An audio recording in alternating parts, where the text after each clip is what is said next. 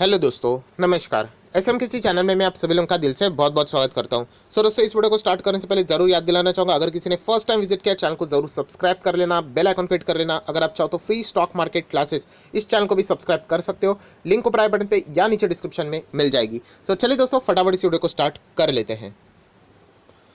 दोस्तों, अभी हम लोग आ चुके हैं बिल्कुल हमारे नॉर्मल स्क्रीन के ऊपर एंड ऑब्वियसली आज के दिन भी वापस सबसे ज़्यादा भी कमेंट अगर किसी स्टॉक से रिलेटेड थे तो वो था टाटा मोटर के बारे में। जब भी कोई स्टॉक भागता है तो ऑब्वियसली एक्साइटमेंट बढ़ ही जाती है एंड अगर वो पोर्टफोलियो में रहेगा तो उससे ज़्यादा खुशी की बात हो ही नहीं सकती। टाटा मोटर हम लोग कह सकते हैं ऑटो सेक्टर का तो दिग्गज स्टॉक है, निफ्टी 50 वाला भी स्टॉक है, टाटा ग्रुप का स्टॉक है। ऑब्वियसली 2018 से ऑटो इंडस्ट्री में इश्यूज चल रहे तो उसके बदौलत अभी भी हम लोग कह सकते हैं स्टॉक अपने पुराने लेवल से आज भी डाउन ही है।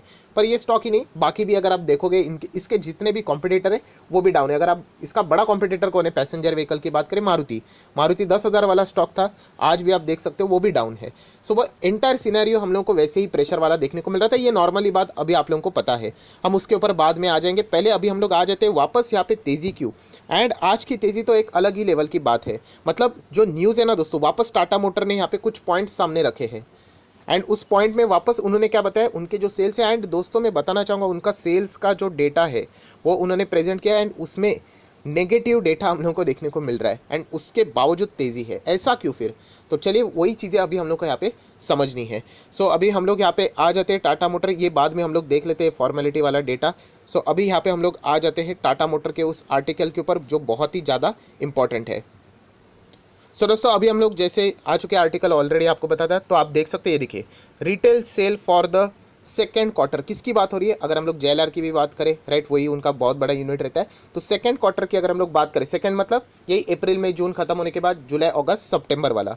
30 सितंबर 2021 कितना यूनिट्स टाटा मोटर ने यहाँ पे बेचे हैं? 92,710। ठीक है।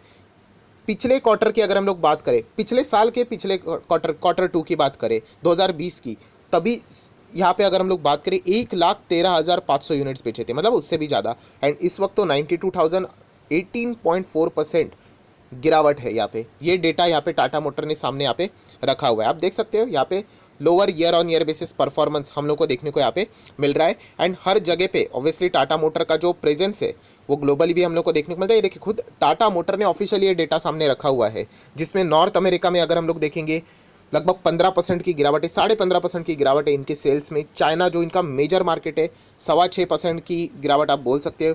यूरोप एक इनका मेजर मार्केट है, 17% की गिरावट है। यूके की बात करें तो लगभग 50% की गिरावट है, हम लोग यहाँ पे कह सकते हैं।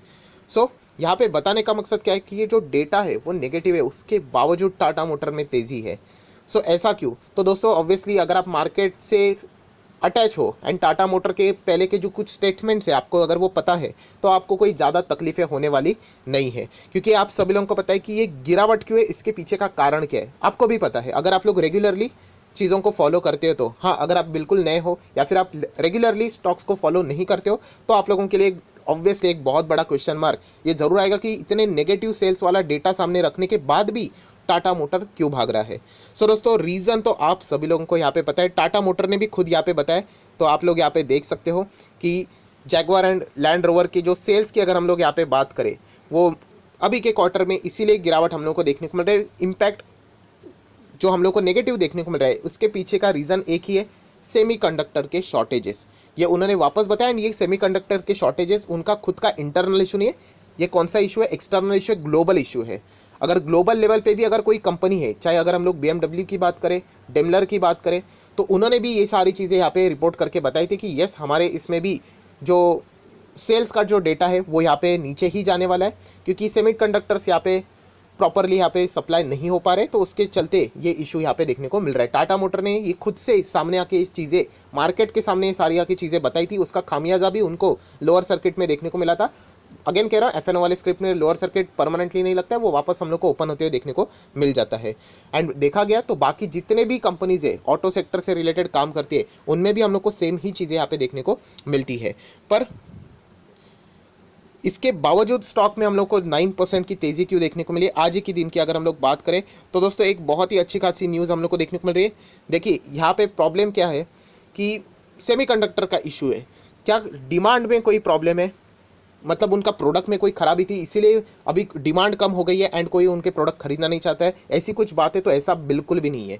अगर आप लोग यहाँ पे देखोगे दोस्तों तो यहाँ पे खुद टाटा मोटर ने, ये देखिए कंपनी ने इन्फॉर्म किया एक्सचेंजेस को कि इनका ये जो Jaguar and land rover product की अगर हम लोग यहाँ पे बात करें, उसका जो डिमांड है दोस्तों अभी तक की अगर हम लोग बात करें सबसे ज़्यादा स्ट्रॉन्गेस्ट लेवल पे देखने को यहाँ पे मिल रहा है एंड उनका जो ऑर्डर बुक है रिकॉर्ड लेवल पे जा चुका है। मतलब ऑब्वियसली सप्लाई वो प्रोवाइड नहीं कर पा रहे क्योंकि सेमीकंडक्टर के इश्यूज़ है, क्या कर सकते हैं वो, जैसा जैसा वो चीज़ें नॉर्मल हो जाएगी वो सप्लाई कर देंगे, बट डिमांड पूरे टॉप लेवल पे देखने को यहाँ पे मिल रहा है। मतलब डिमांड में, प्रोडक्ट में कोई इशू नहीं है यहाँ पे, प्रोडक्ट का आज भी यहाँ पे डिमांड उतना ही, इनफैक्ट आप देख सकते हो जो ऑर्डर बुक है कि गाड़ियाँ बुक जो हो रही है वो रिकॉर्ड स्तर पे हम लोग को बुक होते हुए देखने को मिल रहे हैं। ऑब्वियसली सेल्स यहाँ पे लिमिटेड ही होगी, अभी गाड़ियों का डिमांड क्या है, फॉर एग्जाम्पल ऐसे ही बोलना चाहूँगा 10,000 गाड़ियाँ चाहिए, राइट, अभी यहाँ पे कितनी गाड़ियाँ है, यहाँ पे फॉर एग्जांपल 1000 गाड़ियाँ ही है क्योंकि सेमीकंडक्टर उतने ही थे तो मैं 1000 ही आप लोगों को प्रोवाइड कर पाऊंगा। अभी बाकी के आप मुझे 9000 सेमीकंडक्टर प्रोवाइड कर दो, मतलब ऐसे में बोलना चाहूँगा तो आपको बाकी के गाड़ियाँ भी मिल जाएंगी।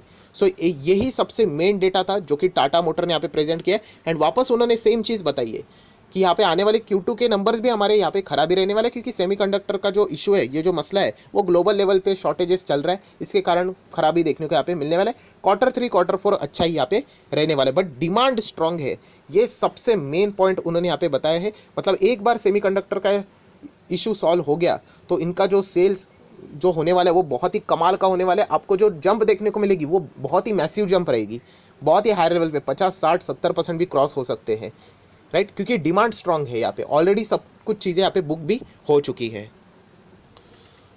और दोस्तों ये जो सारी चीज़ें अभी तक मैंने आप लोगों को यहाँ पे बोली है, यही चीज़ अगर आप लोग देखोगे इस आखिरी पैरा में लिखी हुई है जो कि जैगवार एंड लैंड रोवर के JLR के जो चीफ कमर्शियल ऑफिसर है उन्होंने भी यही चीज़ें बोली। अभी देखिए आपको 2 सेकंड में चीज़ें समझ में यहाँ पे आएगी कि उन्होंने बताया कि ग्लोबल सेमीकंडक्टर का सप्लाई इशू यहाँ पे हम लोगों को देखने को मिल रहा है, वो नियर टर्म में चैलेंजिंग पार्ट ज़रूर है, बट किसके लिए, बहुत ध्यान से सुन लेना, for industry not for the company.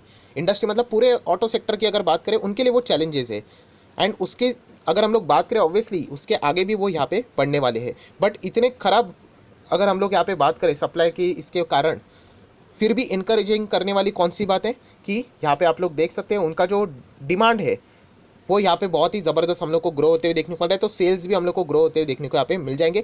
And land rover defender है एक उनका यहाँ पे मॉडल है, वो ज़बरदस्त यहाँ पे डिमांड में भी देखने को यहाँ पे मिल रहा है। एंड कंपनी ने ये भी बताया, आप देख सकते हैं यहाँ पे जो रिकॉर्ड है कंपनी का, जो मतलब ऑर्डर बुक है वो हम लोग को रिकॉर्ड लेवल पे यहाँ पे देखने को मिल रहा है। तो ये सारी चीज़ें देखने के बाद हम कह सकते हैं ये एक बहुत ही सेटिस्फाइड चीज़ें हैं यहाँ पे कि एक बार सेमीकंडक्टर का सप्लाई रिकवर हो जाएगा तो हम लोग भी ज़बरदस्त रिकवर यहाँ पे कर देंगे। तो दोस्तों मार्केट बिल्कुल भी इंतज़ार नहीं करेगा कि कब ये सारी चीज़ें होने वाली, मार्केट पहले इसको फैक्टर इन कर लेता है क्योंकि एक्सटर्नल इशू में बार बार आप लोगों को ये चीज़ें बोल चुका हूँ। सो यही रीज़न है दोस्तों जिसके चलते हम लोग कह सकते हैं कि टाटा मोटर में लगातार तेज़ी यहाँ पे बढ़ते ही जा रही है। एंड आप सब लोग पता है इलेक्ट्रिक व्हीकल, पैसेंजर व्हीकल में जो इलेक्ट्रिक व्हीकल का जो मार्केट कैप्चर करने का जो स्पीड है टाटा मोटर का, वो एक अलग ही लेवल पे हम लोग को देखने को यहाँ पे मिल चुका है। ऑलरेडी उन्होंने कहा कि by the end of 2025 10 model वो यहाँ पे इलेक्ट्रिक व्हीकल के बाजार में उतारने वाले हैं। सो ऑब्वियसली जिस एग्रेसिव मोड के हिसाब से टाटा मोटर काम कर रहा है हम लोग ज़रूर कह सकते हैं बहुत ही अच्छे खासा परफॉर्मेंस ये फ्यूचर में भी दे सकता है।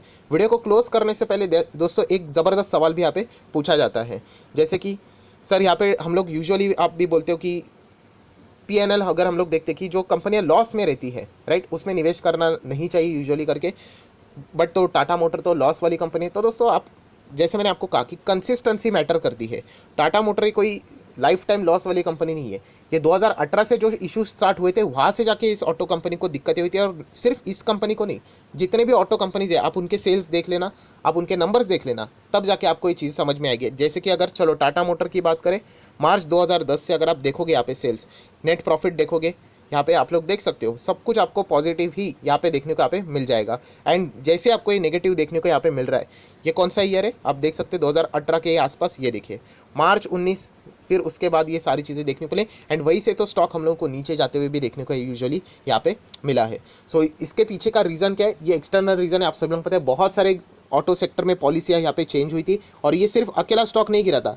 आप मैक्सिमम जितने भी ऑटो कंपनीज है उनके एक बार चार्ट देख लेना, आपको चीज़ें समझ में आएगी कि 2018 अगर आप लोग चेक करोगे तो वहाँ से हम लोग को इस तरीके की ढलान मैक्सिमम स्टॉक्स में देखने को यहाँ पे मिल चुकी है। हाँ, टाटा मोटर में और भी प्रेशर क्यों ज़्यादा था, क्योंकि यस कंपनी के ऊपर कर्जा नो डाउट बहुत ज़्यादा था, बट वो भी सॉल्यूशन मैनेजमेंट में सामने रख दिया है कि आने वाले 3 साल में हम लोग इसको भी क्या कर देंगे, यहाँ पे जीरो, नियर बाई जीरो यहाँ पे कर देंगे। एंड टाटा मोटर के मैनेजमेंट ने अगर ये चीज़ें बोली है, उनका पास्ट रिकॉर्ड बहुत ही अच्छा है, जो भी चीज़ें उन्होंने बोली है वो अचीव करके दिखाई है।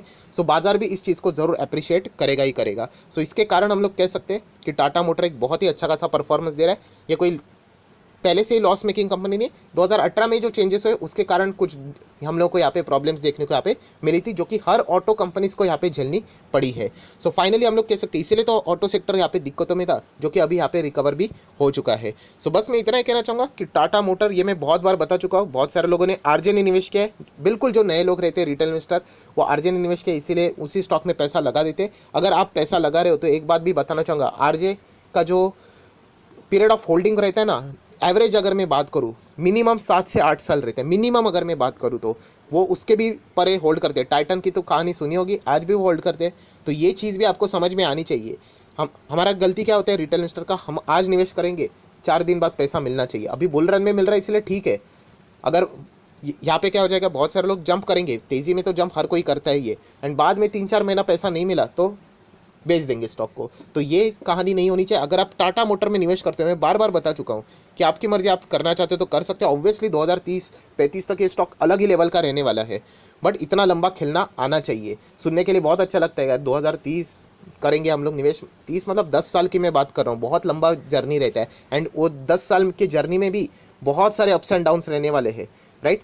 सो इतना ही कहना चाहूँगा कि टाटा मोटर जैसे कंपनी में अगर आप निवेश करते हो, ये जो तेज़ी देखने को मिल रही है दोस्तों, ये उसके विजन के और देख के यहाँ पे तेज़ी आ रही है। विजन है, मिशन है, इलेक्ट्रिक व्हीकल इंडिया मार्केट में फैल जाएंगे, एंड उसमें टाटा मोटर एक बहुत ही अलग लेवल का ये स्टॉक रहेगा, अलग लेवल की कंपनी रहेगी।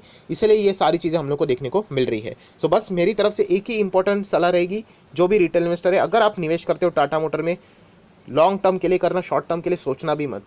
शॉर्ट टर्म की कोई गारंटी नहीं होती, आज भाग रहा है कल नहीं भागेगा, कल कोई और इशू आएगा। सेमीकंडक्टर की आज बातें चल रही, कल जाके वापस भी बोल देंगे कि और 2 क्वार्टर वेट करना पड़ेगा। ऐसी चीज़ें भी हो सकती है, इसलिए कह रहा हूँ कि लॉन्ग टर्म में रहो। 2030 की अगर हम लोग बात करें, इतना लंबा बोलना भी बहुत डिफिकल्ट ऐसा लगता है सुनने के लिए भी। तो इतना ही कहना चाहूँगा दोस्तों कि आप लंबी अवधि के लिए खेलो। ये मैं बार बार कह रहा हूँ आप लोगों को, यार हर वीडियो में आप लोगों को ये चीज़ें मैं बताना चाहूँगा। निवेश कर रहे हो तो लॉन्ग टर्म के लिए करो, शॉर्ट टर्म में मत करो। शॉर्ट टर्म में मिलेगा, कितना मिलेगा, 40-50% से थोड़ी ना कुछ लाइफ चेंज होती है। अगर आप लॉन्ग टर्म में करते हो तो कुछ ना कुछ चीज़ें यहाँ पे ज़रूर बदलेगी। सो बस जितना था मैंने आप लोगों को यहाँ पे बता दिया। कंपनी बहुत अच्छी है, इनके Q2 के नंबर्स ऑब्वियसली हर किसी को पता है ख़राब ही आने वाले हैं, and usually maximum auto sector के भी ख़राब यहाँ पे आने वाले। बट ये आखिरी क्वार्टर है, ये फिलहाल बाजार यहाँ पे पकड़ के चल रहा है। इसके बाद आने वाले Q3 Q4 ये अच्छे रहेंगे, एंड इसीलिए यहाँ पे हम लोगों को ऑलरेडी तेज़ी देखने को मिल रही है। बाजार बिल्कुल भी इंतजार नहीं करता है उस टाइम क्या कि यहाँ पे नंबर आएंगे तब रिएक्शन दिखाएंगे, पहले वो रिएक्शन यूजुअली दिखा देता है। सो टाटा मोटर जिनके पास है, मुझे ऐसा लगता है कंटिन्यू करो, बट कंटिन्यू करना है तो बहुत लंबी अवधि के लिए कंटिन्यू करो। इन द केस किसी ने फ्रेश बाइंग अगर की है, एंड अगर करता भी है तो लॉन्ग टर्म के लिए करो, शॉर्ट टर्म के लिए नहीं। सो जितनी भी बातें थी सारी कवर कर लिए। आशा करता हूँ आपको वीडियो पसंद आया होगा, तो लाइक एंड शेयर भी कर देना। So that's it, thank you very much दोस्तों, we will be meeting our next video. तब तक के लिए बाय बाय।